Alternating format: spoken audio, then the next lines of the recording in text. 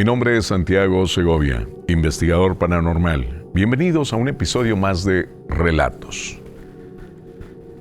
Hablar de cárceles es hablar de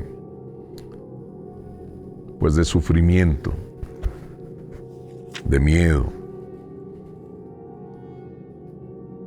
de muchas cosas que encierran estos lugares. En esta ocasión les voy a platicar cuando visité el penal del Topo Chico. Inaugurado en 1943 este lugar, duró 76 años en operaciones. Tantas cosas que hemos escuchado de este penal, ¿no? Tantas historias. Muchas historias trágicas en este sitio. ¿Verdad? El recorrer todo este penal solo, creo que fue una de mis más grandes, ha sido una de mis más grandes experiencias en esta cuestión paranormal. Visitar esos pasillos, recorrerlos, celdas por ambos lados, tener la sensación de que alguien iba a salir de una de esas celdas. Había celdas que te llamaban la atención. Pero fíjense que hay también historias muy sobresalientes de este lugar.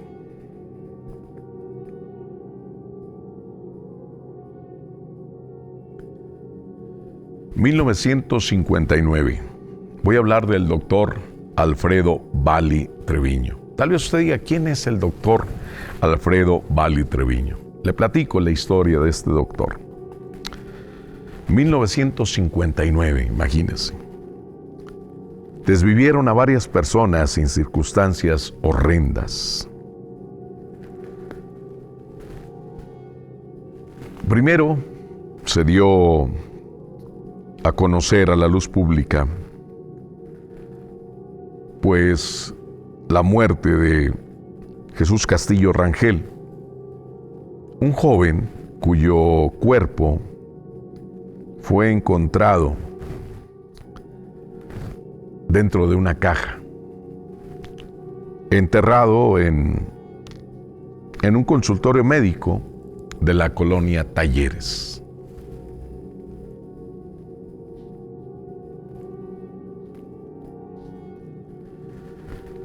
También al cuerpo de ese muchacho en esa caja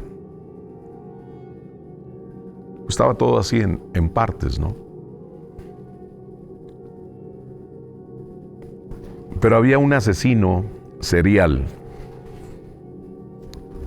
de 3 jóvenes.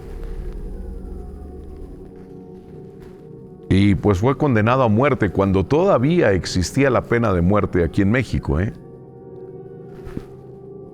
Thomas Harris, un joven periodista, pues vino a cubrir la nota de esta persona.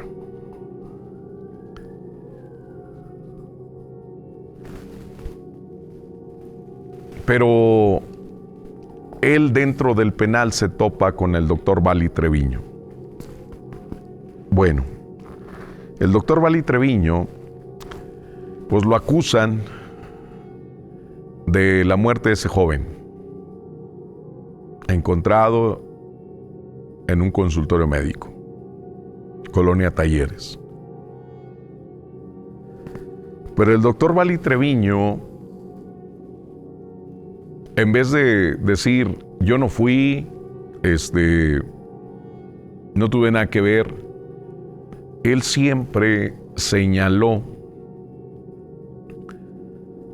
que se fijaran en los cortes que había hecho en ese cuerpo, que no había derramado ni una sola gota de sangre. Él era lo que él presumía. Dice, oye, ¿te diste cuenta de cómo corté ese cuerpo? ¿Con qué técnica lo hice? Es lo que el doctor Valli Treviño presumía. Y bueno, según la historia, hubo otros 2 jóvenes de esta misma forma, pero no se le pudo comprobar que haya sido el doctor Valli, pero por la forma en que encontraron los cuerpos, pues evidentemente se decía que había sido el doctor Valli Treviño.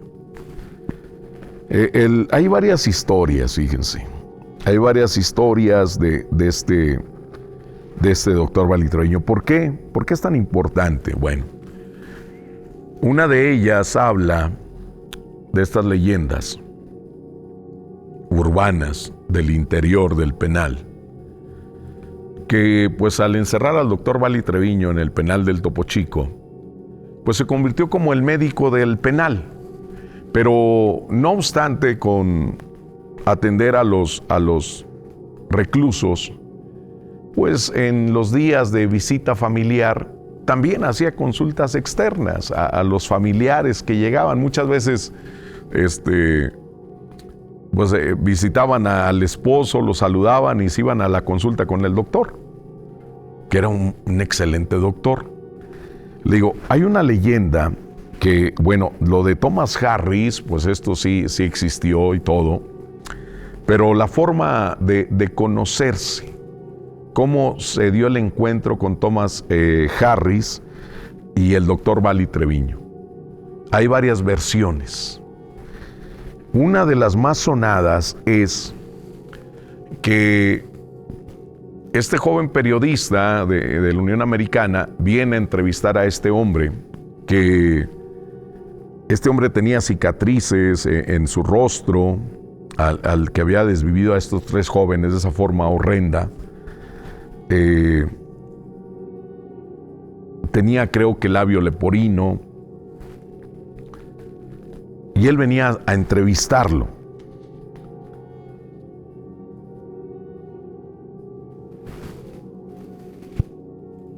Entonces le dicen, bueno, pase a los consultorios. Y ahí estaba el doctor Valli Treviño. Y se pone a platicar con este joven periodista. Y le dice, pues, ¿a qué vienes? Dice, pues vengo a entrevistar a esta persona, a este preso que está condenado a muerte, porque es ciudadano americano, y vengo a entrevistarlo. Y este joven trae unos lentes oscuros. Y el doctor Valli Treviño le dice, no. Si piensas ir con esos lentes, no te va a decir nada, porque él va a ver su reflejo en tus lentes. Es algo que a él le da mucho coraje, o lo aterra, le tiene miedo, su forma de verse. Dijo, quítate los lentes cuando vayas a entrevistarlo. Y pregúntale de esta forma, no seas agresivo. Le da una serie de consejos de cómo entrevistarlo. En eso llega el director del penal y le dice, acompáñeme, joven, vamos con el preso. Y este joven le dice al director, dice, oiga, el doctor es muy inteligente, es una persona sumamente inteligente, porque me describió a este preso, me dijo cómo entrevistarlo, me dijo que me quitara los lentes oscuros porque iba a ser como un reflejo donde él iba a ver su rostro. Dijo, ese doctor es un asesino. Ah, caray, ¿cómo? Dijo, sí. Le platican a este joven periodista la historia del doctor Valli Treviño, de lo que él presumía cuando encuentran el cuerpo de este joven. Y pues este joven periodista escribe pues el libro de Hannibal Lecter, El silencio de los inocentes,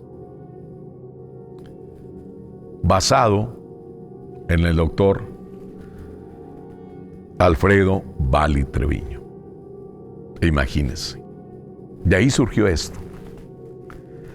Pero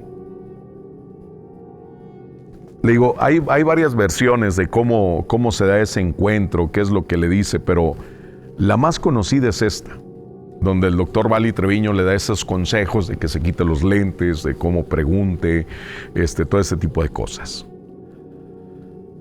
Y bueno, se dice que el doctor Valli Treviño, después de muchos años, salió libre y él seguía dando consultas afuera del penal. Él daba consultas. La colonia Talleres, todavía existe la colonia Talleres, ahí en Monterrey. Bueno, yo cuando visité este lugar tenía pocos días de haber sido desalojado. Tantas historias que se hablan alrededor de este sitio. Tanto terror, que a pesar de que ya estaba solo, se sentía como esas vibras, ¿verdad? Esa sensación de enojo, de miedo también en las celdas. Le digo, ¿cómo fue esto? Me autorizaron la visita al penal del Topo Chico. Era estar solo. Traía yo 2 oficiales de Fuerza Civil atrás de mí. Pero, por ejemplo, si yo llegaba a un lugar, me dejaban solo. Me esperaban ahí en la puerta. Ellos no entraban. Ellos me dejaban ahí solo.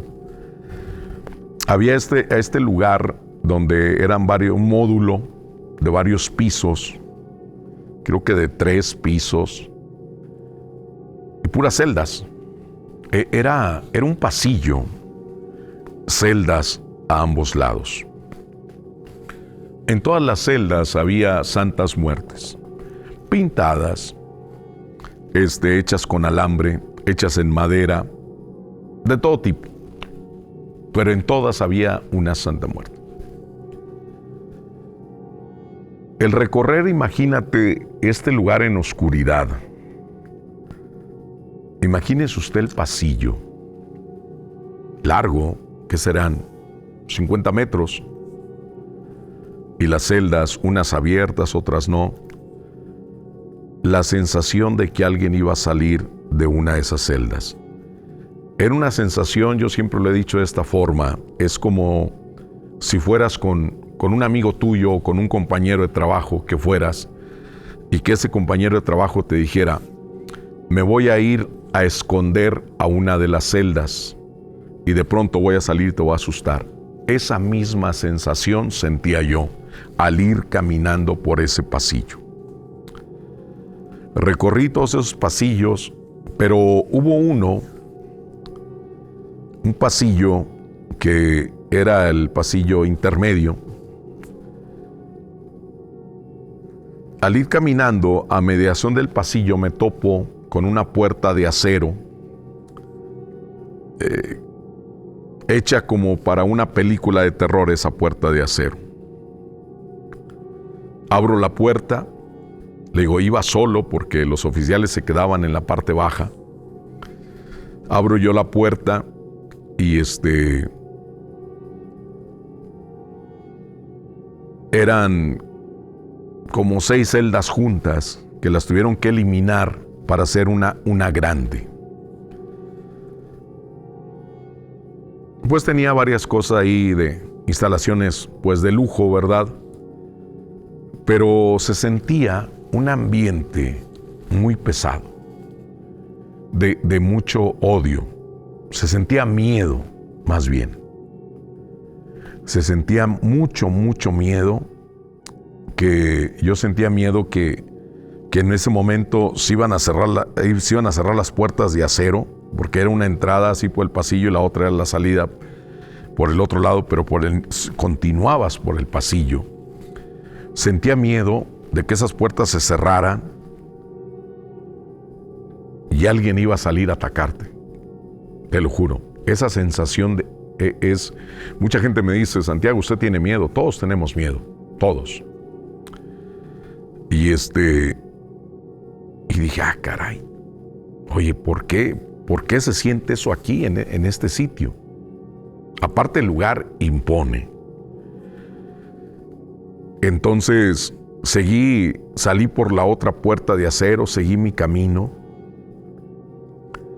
pero créame que era así como que voltear todavía hacia atrás, ver la pequeña ventanita de película de terror de la puerta de acero, como si alguien se estuviera asomando. Le digo, estaba oscuro totalmente. La pequeña luz de la cámara nomás. Y como si alguien te estuviera esperando. O sea, aquí vamos a estar, aquí vamos a estar. Después, tiempo después me doy cuenta pues, que esa celda perteneció a alguien muy malo. Digo, con razón. Imagínate llevar a un reo ahí, el miedo que sentía ese reo. Ese miedo se quedó en esas paredes impregnado. Era lo que yo sentía miedo. Seguí recorriendo todo este lugar y fui a dar al teatro que tenían.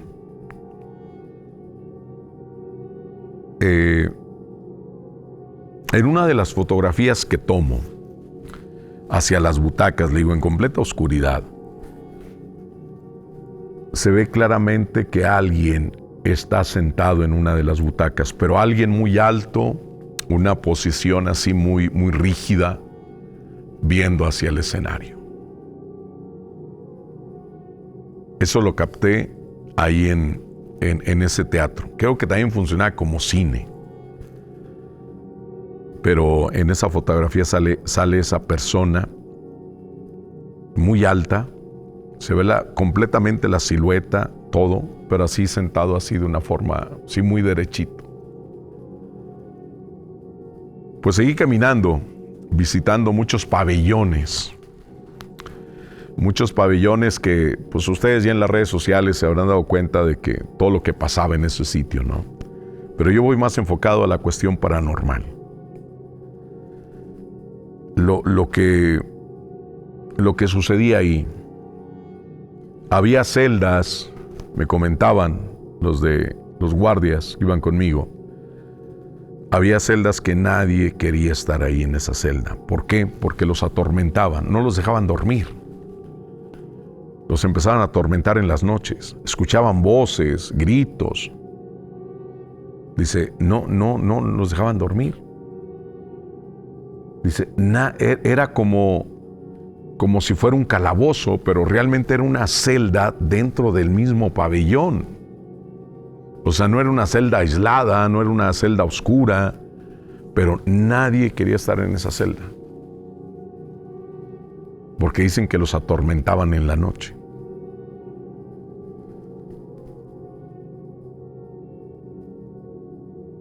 Ahorita, pues ya fue demolido todo eso, pero los celadores aseguraban que aún estando el penal vacío, se escuchaban lamentos, se escuchaba gente llorando, hombres llorando, se escuchaban gritos de desesperación. No había nadie. No había nadie en ese lugar. Cómo cambia la atmósfera de un lugar a otro, ¿no? El ir caminando por el pabellón, le digo, por esa celda a la cual yo entré, el sentir ese miedo, que después descubrí de quién era esa celda, dije, pues con razón, imagínate, a los que mandaba hablar, el miedo que sentían. Fui a una sección donde estaban pues ya los adultos mayores, totalmente distintos, porque era una celda, era así como un salón para ellos. No estaba dividido así en celdas. Y ahí se sentía, de hecho cambiaba la temperatura, se sentía un poco más cálido en ese lugar. Una calidez al estar en ese sitio. Le digo que cambiaba la atmósfera totalmente.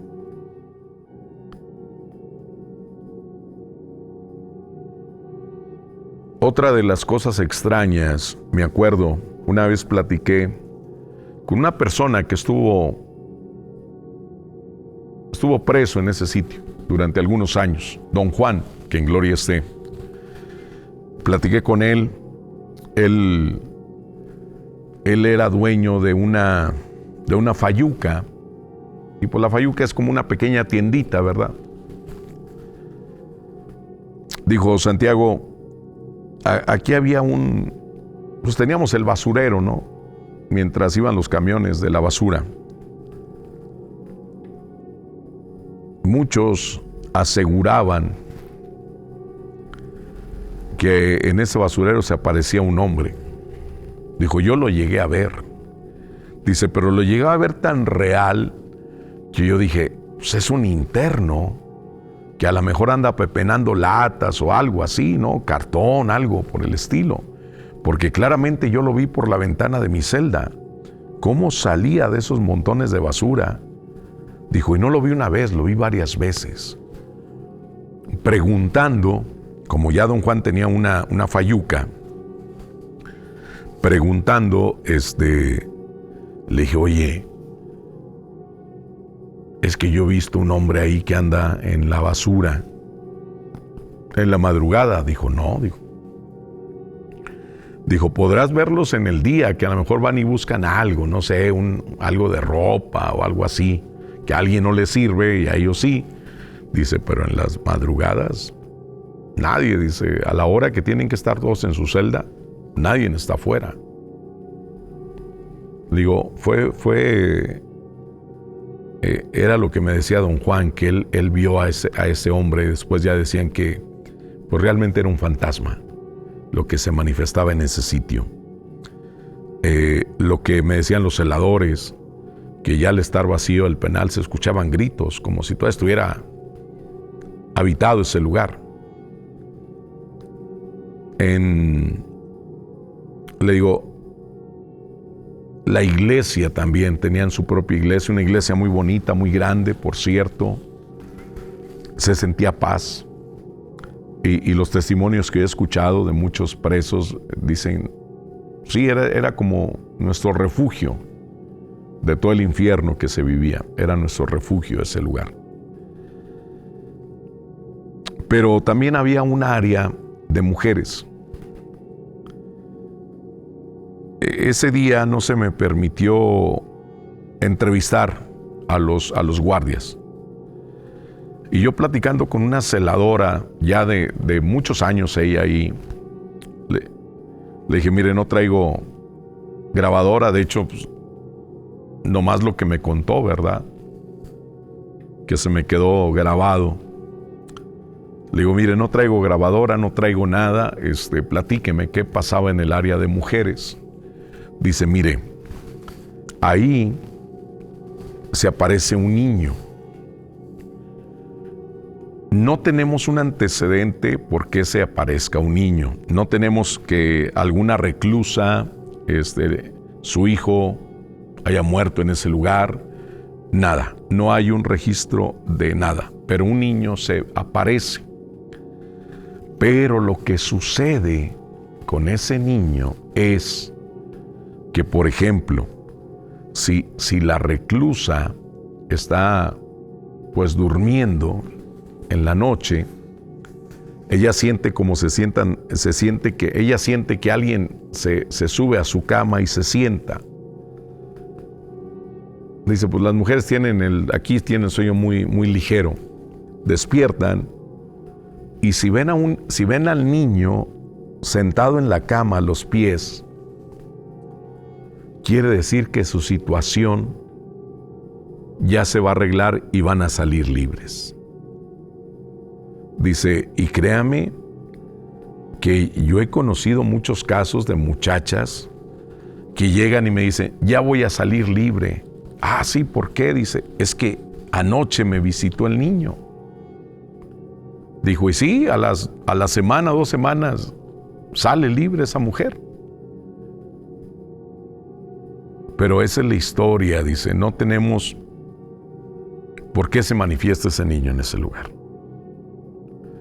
Pero si el niño se sienta en una de las camas, esto quiere decir que esa mujer va a salir libre. Y así es.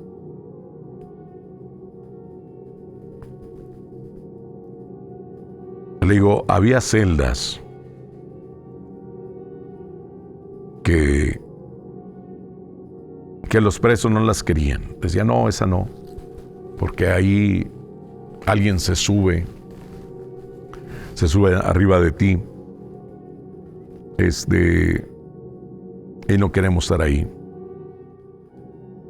El caso de una celda también. Pues los presos, una forma de distraerse, desarrollaron una ouija, hicieron una ouija y jugaban todas las noches a la ouija. Dice, hasta que llegó el momento donde, me decía un guardia, llegó el momento en donde todos los de ese nivel no dormían porque créeme que esos presos que jugaban a la ouija era como si estuvieran poseídos en la noche.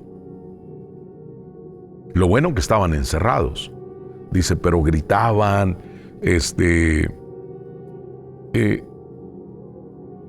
hacían muchas cosas, demoníacas y todo esto. Dice, pero era un tormento todas las noches.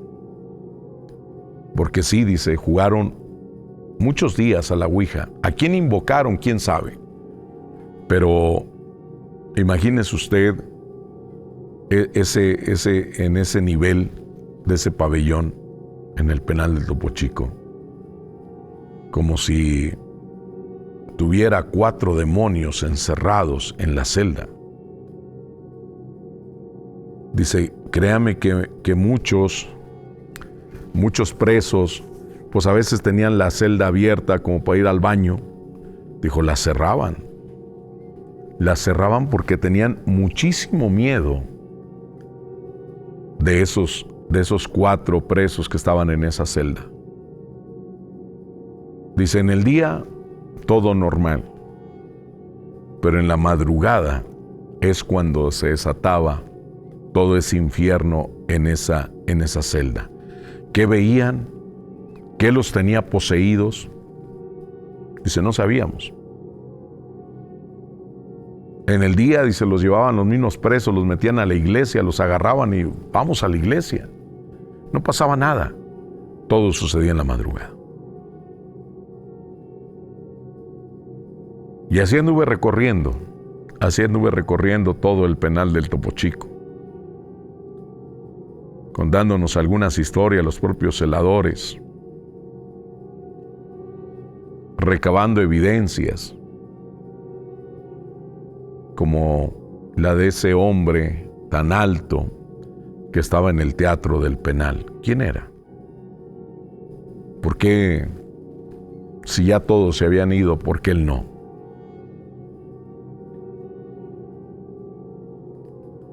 Muchas veces la misma desesperación de estar ahí nos lleva a comprometernos a varias cosas.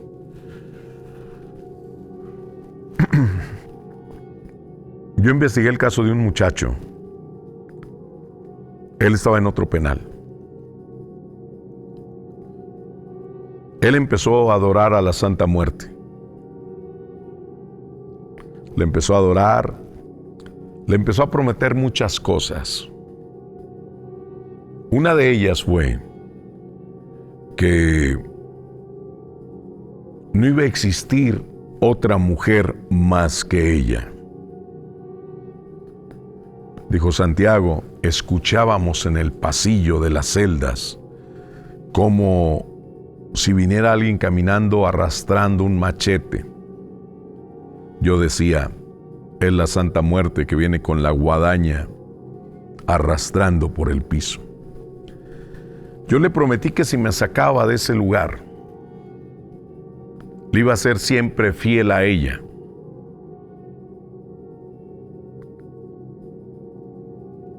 A los 2 meses salí libre, Santiago. Pero tal vez lo que yo había prometido en ese momento de desesperación, pues se me olvidó, ¿verdad? Ya con la libertad. ¿Por qué investigué este caso? Porque este joven ya estaba desesperado. Su pareja todavía lo seguía esperando. No sé cuántos años estuvo ahí en el penal. Su pareja lo seguía esperando. Dice, me fui a mi casa, Santiago, con mi pareja. Ella empezó a manifestar ciertos temores en la noche, me despertaba. Y yo le decía, ¿qué pasó? Dice, es que alguien se metió a la casa. Dice, pues ya yo me levantaba, no veía nada. Y así fueron varias noches. Entonces ella me decía, ¿sabes qué? Veo a una mujer que camina por la sala de la casa. Entonces llegó tanto eso que la esposa, la pareja le dijo, ¿sabes qué? Aquí terminamos, no sé qué traigas,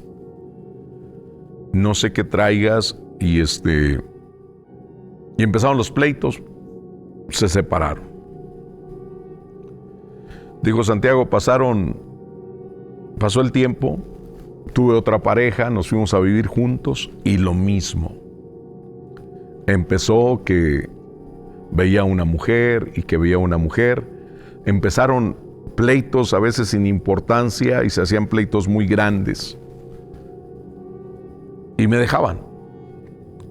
Así hubo otra pareja más que me dejó por lo mismo.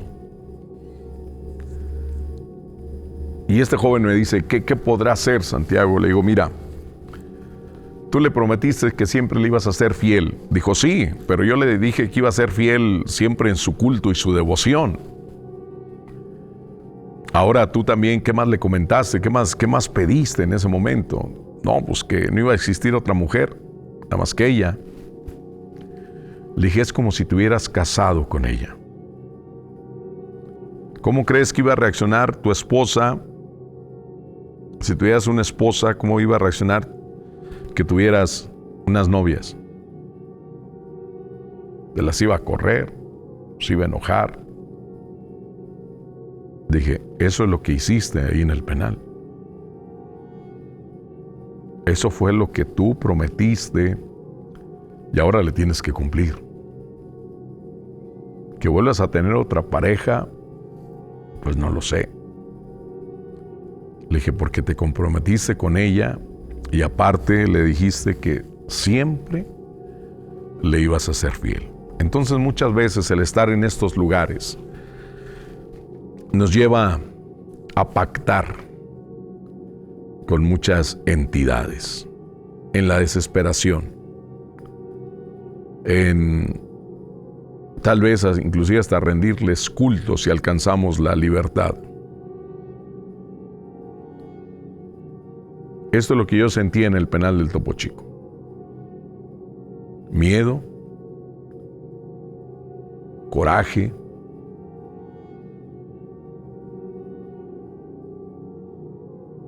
un ahogo dentro de este penal, con ganas así de salir ya a la calle. Créame que cuando salí a la calle dije, caray, hasta respirar a gusto.